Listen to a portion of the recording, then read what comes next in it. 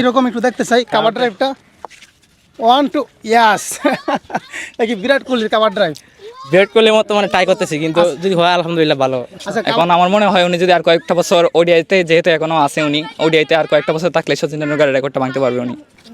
আসসালামু আলাইকুম, আমার সাথে কয়েকজন ক্রিকেট লাভার আছে, তো আজকে আমি তাদের কাছে জানতে চাইবো আজকে বিরাট কোহলি অবসরে চলে গেছে তাদের প্রতিক্রিয়া। আসসালামু আলাইকুম। ওয়ালাইকুম আসসালাম।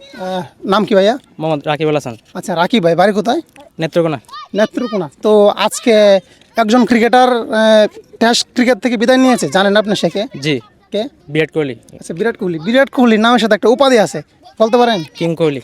ও মাই গড, কিং কোহলি, হ্যাঁ অবশ্যই। তো কিং কোহলি আজকে যেহেতু টেস্ট থেকে বিদায় নিয়েছে, ওনার ব্যাপারে যদি কিছু বলেন আর কি। জি, উনি তো মনে করেন ওয়ার্ল্ড ফেমাস ক্রিকেটার, ওনাকে সবাই চিনে। উনি মনে করেন বিশ্বের 1 নাম্বার ব্যাটসম্যান। ওনার যে শটগুলো, উনি অনেক ভালো শট খেলেন, যেমন ড্রাইভটা, এটা কাভার ড্রাইভটা কিরকম একটু দেখতে চাই। কাভার ড্রাইভটা 1 2 ইয়াস কি বিরাট কোহলির কাভার ড্রাইভ। বিরাট কোহলির মতো মানে ট্রাই করতেছি, কিন্তু যদি হয় আলহামদুলিল্লাহ ভালো। আচ্ছা, কাভার ড্রাইভের জন্য কে সেরা, বিরাট কোহলি না বাবর আজম? দুইজনই সেরা। আচ্ছা, ওকে, আমি ওইদিকে যেতে চাই না, কম্পেয়ার করতে চাই না। আচ্ছা, তো বিরাট কোহলি আজকে যেহেতু টেস্ট ক্রিকেট থেকে অবসরে গিয়েছে, আপনার কি মনে হয় আরও কয়েক বছর পরে যাওয়া উচিত ছিল নাকি এখনই বেস্ট সময়? কারণ ওর এখন দেখেন যে ফর্মটা অনেক ভালো ছিল, এখন ইয়ে নিয়েছে, এটা আমাদের জন্য অনেক, ওর জন্য অনেক ভালো হয়েছে। কারণ যখন ওর যদি অফ ফর্মে থাকতো, যদি ইয়ে নিত, অপশন নিত, তাহলে এটা ওর জন্য একটা ইয়ে থাকতো, ডিমোটিভেট একটা দিক থাকতো। এখন যদি ওর মনে করেন যে ফর্মটা অনেক ভালো হচ্ছে, অবশ্যই নিয়েছে, আলহামদুলিল্লাহ ভালোই হয়েছে ওর জন্য। ওর যেটা বেস্ট ভাবছে এটাই হয়েছে। আচ্ছা, ওকে, তো উনি বিরাট কোহলি অবসরে গিয়েছে, উনি হ্যাপি, কারণ হচ্ছে উনি ফর্মে থাকা অবস্থাতে অবসরে গিয়েছে। অনেক ক্রিকেটার আছে খুবই খারাপ খেলে, বাজে খেলে, ওনাকে নিয়ে ট্রল হয়, লাস্ট পর্যন্ত দেখা যায় ক্রিকেট বোর্ড তার উপর প্রেশার ক্রিয়েট করে, তারপর দেখা যায় যে অবসরে চলে যায়। এটা একটা আসলে অপমান বলা যায়, অপমানজনক একটা খারাপ দিক। বিরাট কোহলিকে যারা ফলো করে তারা কি পেয়েছে, আপনার কি মনে হয় বিরাট কোহলির থেকে? বিরাট কোহলি থেকে মনে করেন যে অনেক বিনোদনমূলক ক্রিকেট পেয়েছে, উনি অনেক ভালো একজন মানুষ এবং ভালো একজন ক্রিকেটার। ওনার থেকে আমাদের শেখার অনেক কিছু আছে। মনে করেন যে যারা প্র্যাকটিস করে ক্রিকেট, ওদের অনেক কিছু ওর থেকে শেখা আছে। যারা মেনলি ব্যাটসম্যান, ব্যাটিং নিয়ে ইয়ে করে, তারা ওকে ইয়ে করতে পারে, আইডল হিসেবে মানতে পারে। তো হ্যাঁ, আপনার কি মনে হয় বিরাট কোহলি কি এখন পারফেক্ট সময় যাওয়ার জন্য? পারফেক্ট বলতে ওর তো অনেক এজ আছে ইয়ে ন্যাশনাল টিমে ইয়ে খেলার জন্য। তো চাইলে আরও 2-3টা বছর থাকতে, তো ওর যেটা সিদ্ধান্ত নিয়েছে এটা ওর সিদ্ধান্ত, এটা তো আমাদের আর বলে কিছু। আচ্ছা, এখনো তো এক ফর্মেট থেকে বিদায় কিন্তু নেয় নাই ওয়ানডে থেকে, তো কোনো একদিন বিরাট কোহলি কি সচিন তেন্ডুলকারের রেকর্ড ভাঙতে পারবে কিনা?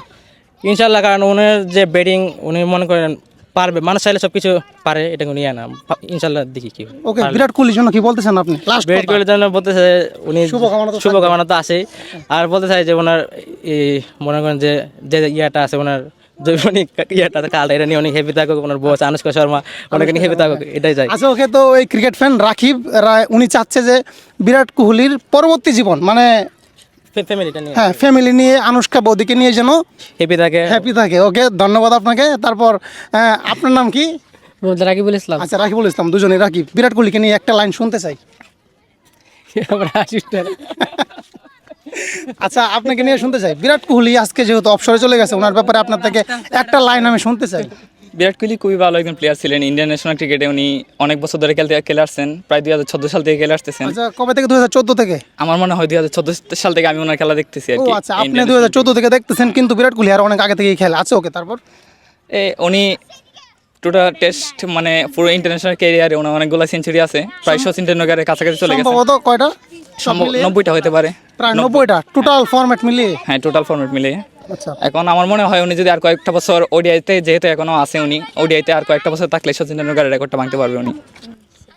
ওকে, তো বিরাট কোহলির জন্য আপনি লাস্ট কি বলতে চান ওনার উদ্দেশ্যে? কিছুই বলার নাই, ওনার সম্পর্কে ওনার জন্য শুভকামনা রইল, যেন উনি আগামীতে আরও মানে ওনার ভবিষ্যৎ জীবনটা উনি আরও ভালোভাবে কাটাতে পারে। আচ্ছা, তো বিরাট কোহলি কি সঠিক সময়ে অবসরে গিয়েছে টেস্ট ক্রিকেট থেকে, আপনার কি মনে হয়? আমার মনে হয় উনি সঠিক সময় গেছে, কারণ ওনার এখন মোটামুটি মানে কয়েক বছর আগে উনি ফর্মে ছিলেন না। জি জি জি। এখন আবার উনি হঠাৎ করে ফর্মে আসছেন। এখন যেহেতু কয়েক বছর আগে ওনাকে নিয়ে অনেকে ট্রল করছে, অনেক হয়েছে। উনি একজন ভালো ক্রিকেটার, তাও অনেক ট্রলের শিকার হয়েছে। যেহেতু এখন ফর্মে থাকা অবস্থায় অবসরে চলে গেছেন, তাই আর ট্রলের শিকার হওয়ার কোনো সম্ভাবনা নাই, তাই আমার মনে হয় সঠিক সময় গেছেন। ওকে, তো উনিও আসলে মানে বলতে চাচ্ছে বা বলেছে যে বিরাট কোহলি সঠিক সময় গিয়েছে ফর্মে থাকা অবস্থায়। জি, ওকে, তো বিরাট কোহলির জন্য আসলে শুভকামনা রইল, তাছাড়া আসলে কিছুই বলার নাই। ওকে, ধন্যবাদ।